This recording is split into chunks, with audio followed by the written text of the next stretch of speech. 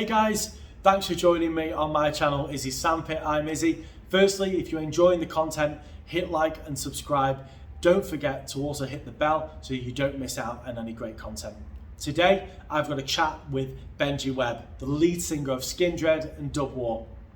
Skindred were first formed in Newport in South Wales in 1998. They consist of 4 members currently: Benji Webbe, their vocalist, Arya Goggin, their drummer, Mikey Demas, their guitarist, and Dan Pugsley, their bassist. They've released a total of 7 studio albums: Babylon, Roots Rock Riot, Shark Fights and Dog Fights, Union Black, Volume, Kill the Power, and Big Tings.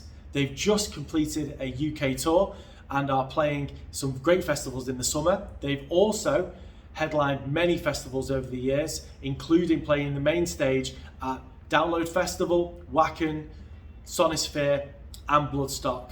So, here's my chat with Benji.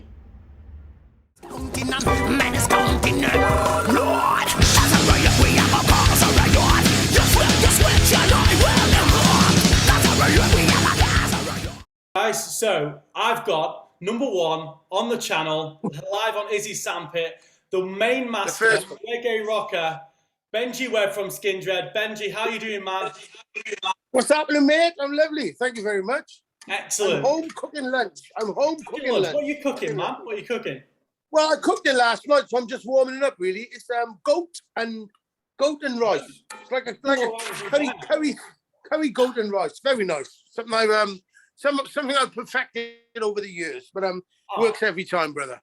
You have to excuse me walking around. Well, that's fine, mate. You've got things to be doing. So, firstly, you've just finished the Skindred tour around the UK. Yeah.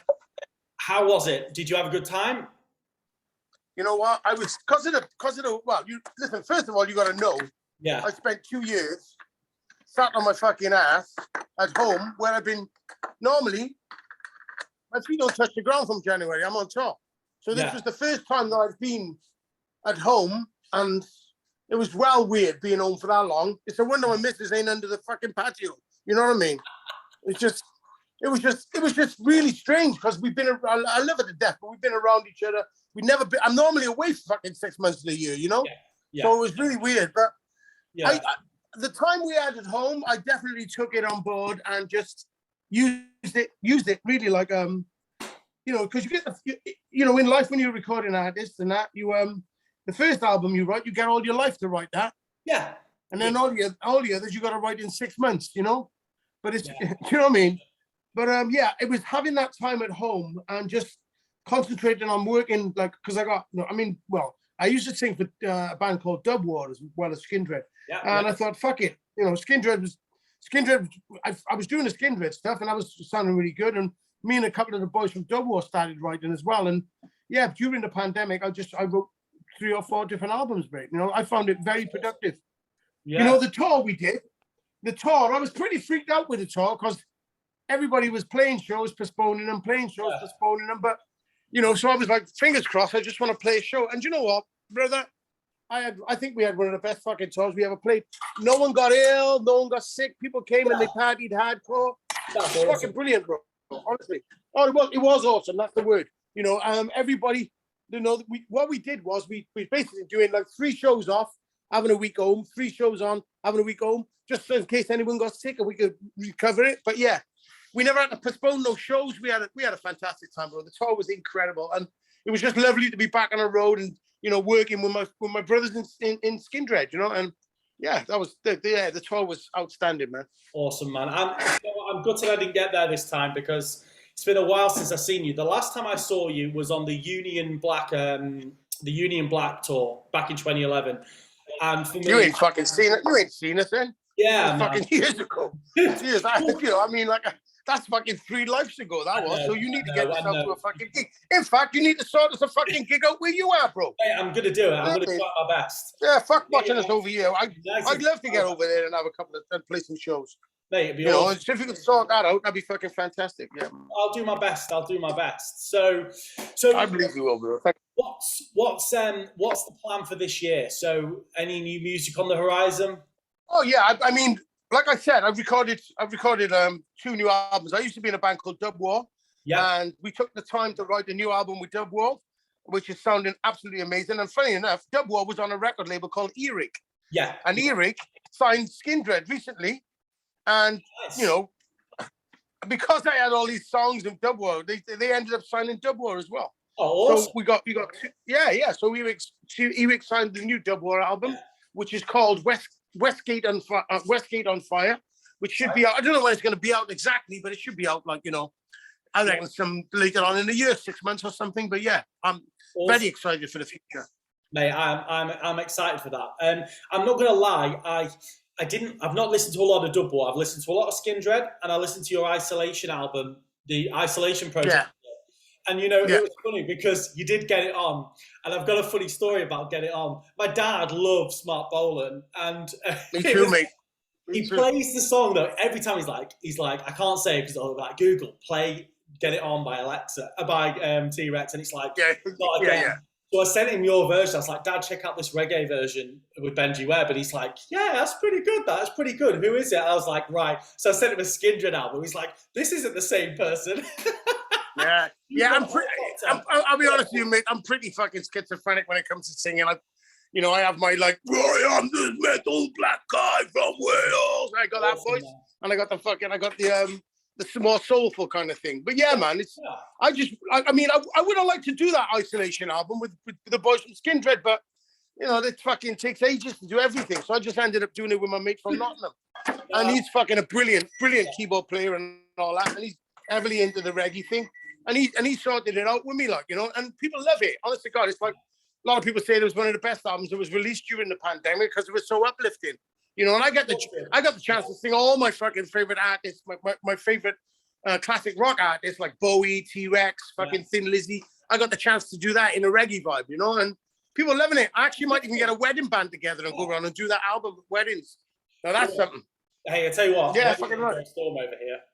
I'm getting married at the end of the Oh, well, there you go. Fucking book Benji Webbe's fucking Isolation Project. Benji Imagine Webbe. that. Them songs at your wedding and a couple more. I'm going to do it. Fucking, brilliant. Bro, you pay me the money. I get the band together and come on over. There you go. Look at that. You have to do me mates rates, though. You got to do me mates rates now. Fuck that. Fuck that. You're getting this for free, you lucky fuck. No, I didn't say free. I said mates rates. There's a difference. All right, well, bro, as far as I'm concerned, mates rates is fucking free. Yeah, man, if you're getting married though, man, let me know. Maybe I'll bring the band over and fucking play the fucking wedding bash. That'd be great. But you have to. And you know what? In all honesty, I'm not even joking. That would give me a fucking goal to do something with that album, and it'd be great because you get the whole of them songs and a couple of cool ones thrown in as well. So I'm down, dude. I'm down. You give me some. I'll take the mates rates and I'll come on over. Come to Dubai mates rates. Dubai mates rates. Not fucking Bolton mates rates. Well, I'm from Warrington, so I don't know about that. Yeah, well, Warrington. Yeah, Ian Brown country. Good on you, kid. No, that's it, man. So Benji, one thing I've always wanted to ask you is who's inspired you from a younger age then? You know, who were your major artists when you were younger? Wow. I mean, look, you know, like you said earlier, my voice is so like all over the place. I just love music in general, you know what I mean? Yeah. When I was a kid, I started doing like TV voices like Scooby-Doo and stupid shit like that. And then I started like sort of watching musicals like West Side Story and stuff like that. And like, as from I was a kid, when I started doing the voice singing, straight away all my mates in school were like, fucking hell, that's not bad. You know what I mean? You know, you can see it. You know, and that was it. So I was never inspired by one particular artist.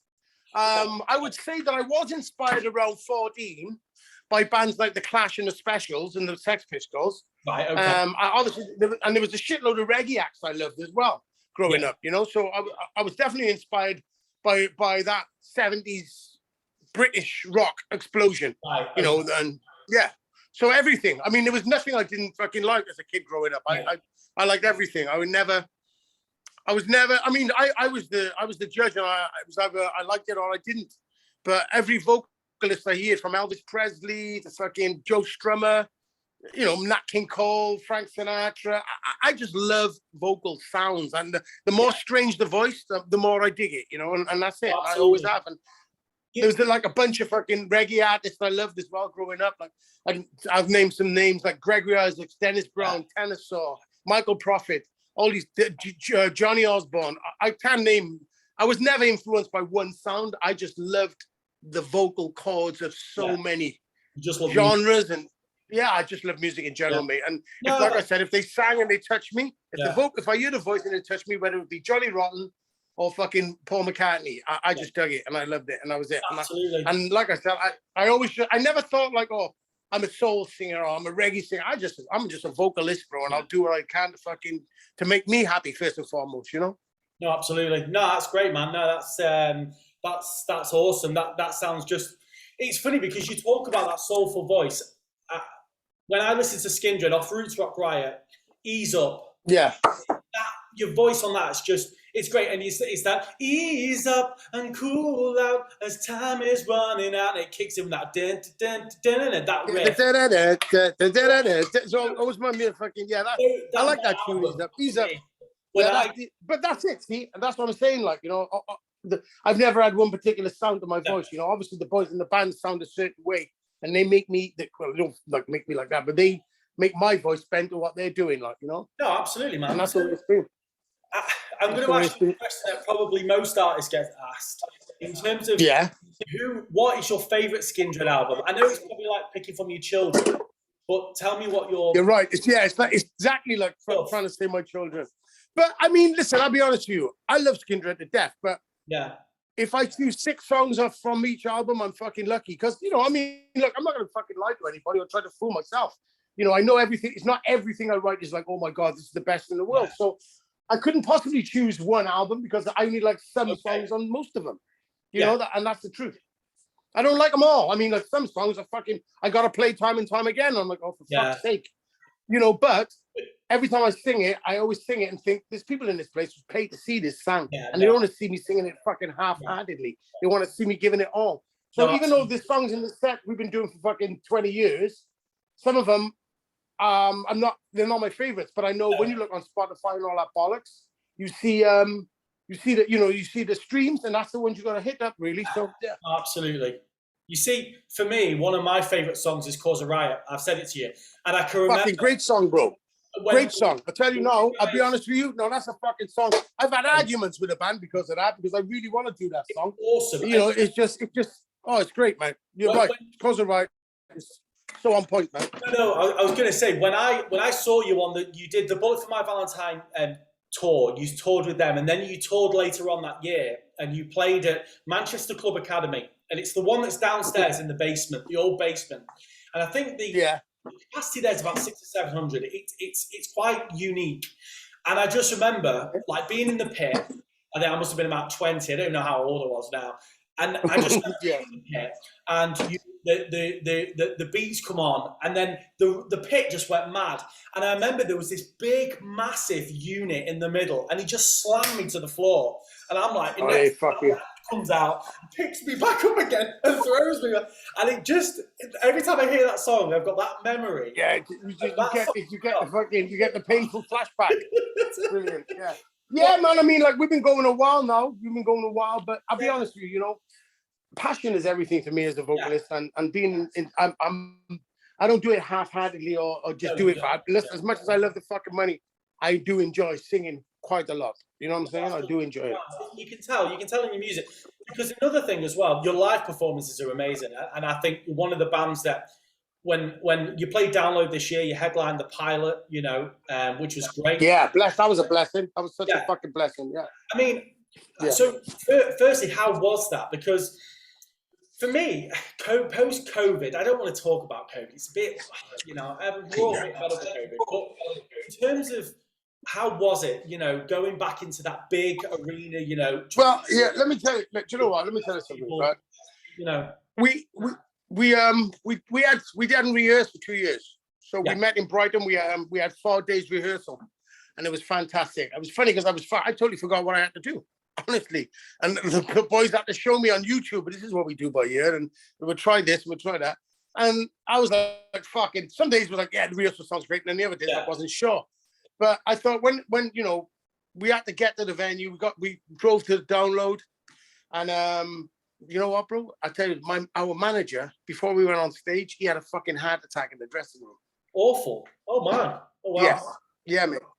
And we had to, my drummer, God bless him, he had to resuscitate and fucking do mouth to mouth with my manager on the floor of the dressing room before download pilot. Right? Wow. Yeah, mate. Fucking unreal. And yeah, and nobody, I think I told 2 or 3 other people about this. But you know what? We got a business manager and a music manager, right? Someone who goes and gets the stuff and someone who does the paperwork. Well, it was our business manager who basically was dead on the floor in our dressing room before we went on stage. Wow. And the ambulance came and resurrected him and all that thing. And we wasn't sure whether he was alive or dead. So we had 15 minutes and then we had to go and play a show after fucking going through that. That's amazing. Well done. A lot of bands wouldn't have. We went on. A lot of bands. No, a lot of bands would have put. I mean, I know for a fact what my manager would have said to me is get on that fucking stage and kill these motherfuckers. You know, and that's what we did. And I went on the stage, bro, with not knowing whether one of my fucking closest friends has passed away, and I just seen him fucking on the floor. Well, you know, my drummer did mouth to mouth. Oh, mate, it was. So that was that. Yeah. You know, so we went on stage and we played the show, and I took it like, you know what, I'm playing this show with all my heart and all my spirit. I'm going to do it. And we all did. We went on there and we rocked that fucking place. And when we got off the stage, our other manager said that, you know, he opened his eyes and, you know, hopefully he's going to get through it. So we went on stage with all that going on, but we still rocked it and people fucking loved it. And I had a great time. I'm glad you had a good time. Benji, I've got some fun questions for you to ask. So what is your favorite food? Mutton and rice. Mutton and rice. Okay. Yeah, I love West Indies mutton and rice. I'd say that's, especially when it's cooked right, it's fucking beautiful. Yeah. Okay. Next is gravy or curry on chips. I'll do cheese and gravy. I'm not doing gravy on his own. Ooh, yeah. Listen, I'll take that. Cheese and gravy. Being from the north, we're all about gravy. Me and my Oh, yeah. Oh, totally understand that, yeah. Cheese and gravy and chips. Gravy, cheese and chips. That's what they call it. Oh, wow. Yeah, that's an absolute one. Who is the most famous person in your phone book? I got Ian Brown. Ian Brown? Nice. That's a nice one. I got Robert Trujillo from Metallica. I was going to say, Robert Trujillo for me once. That's anyone else? Yeah, Robert's the most famous person in my phone book. Yeah. No, that's cool, man. Yeah, Mass Mental were good. Had a good time. Yeah.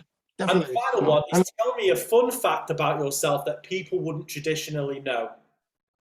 I enjoy cold beans in a tin before bed. Oh, no. Heinz. Yeah, and I will put for the gains, bro. I will put a dollop of ketchup in there and salt and pepper and just in the tin. And my girlfriend thinks it's fucking gross. Mate, that is weird. That is a bit weird. I'm gonna go with that. You know what? My missus, says it's cold. I said, once it's in your fucking mouth, it's room temperature. What the fuck? It's just, actually, you know. I love it. So I like sushi, like raw fish. So I suppose it's only the same. Well, you know, I love sushi as well. Actually, I wanted to go sushi on Saturday, but she didn't fancy it. So maybe I'll get to go this weekend. Katsu curry. Yeah. Man. Oh, well. Right, last question. Then I'm going to let you go, man. So, I just touched on Skindred before. When are we getting a new album this year? Are we getting a new Skindred album? You're definitely getting a new Dubwar album, and the Dubwar album is called Westgate Under Fire. You have to do your Dubwar research. So we got, I think there's 2 albums that's come before. One album is called Pain, and the other one's called The Wrong Side of Beautiful. Right. So look out for them. Start research, checking the vibe. With the Skindred stuff, I think we've written the best fucking album we've ever written.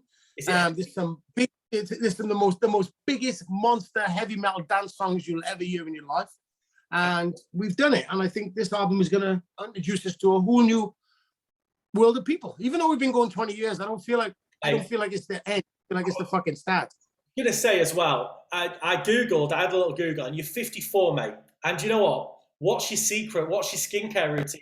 Because, you know, What's your skincare? Bro, you know what? I think, you just got to exercise, bro. I think exercise is important. Yeah, I've noticed you're big on the gym and the Instagram, and I mean, I say big on the gym. I ain't fucking doing the muscle thing. I'm just doing cardio, which keeps my heart pumping and my skin nice. You know what I'm saying? Yeah, absolutely. It's definitely worth it. How old are you now, brother? How old do you think I am? I'm going to test you. 33. Oh, I'm 35. I'll take that. I'll take 35. That's fucking right, 30, bro. You're 3 years old. That's not bad. 33, 35. I knew you was in the mid-30s. That's cool. Yeah, but I'm telling you now, if you don't go to gym, make it a habit in your life. It's fucking amazing. I run half marathons. I run a lot. I used to be in a rugby back in England. There's a beautiful dude, up on here. It's awesome. You're doing it, man. You're doing it, brother. You're doing it. So that's what matters. Guys, this has been Benji Webbe with me on my channel, Izzy Sandpit. Benji, thanks for joining me today, mate. I really appreciate it. I'm looking forward to the new stuff. I'm looking forward to the new Skindred stuff. And we'll sort out for you to come and play at my wedding next year. You know what, brother? I'll be honest. I'm serious about it. Peace, love. I just want to say, keep up the good work. Love the way that you're asking the questions. It's cool. Relax. Enjoy. Live strong. Peace. Thanks, mate.